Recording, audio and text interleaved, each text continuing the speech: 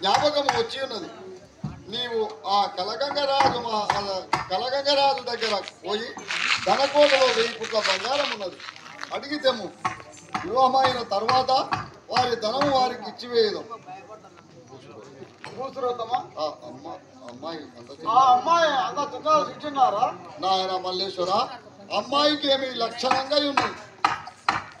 మరి ప్రకారముగా మల్లేశుడు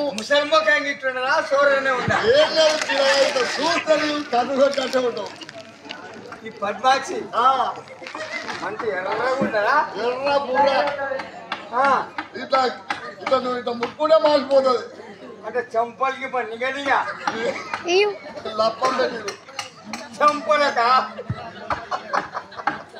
లప్పండు లేకుండా అంతేరా. సిద్ధల వరకన్నా సౌరవారికి రమరామాదేవికి పద్మాక్షి మాతకు నమో పార్వతీ అని ప్రకారముగా మల్లేశుడు మందల మారయ్య మారిపో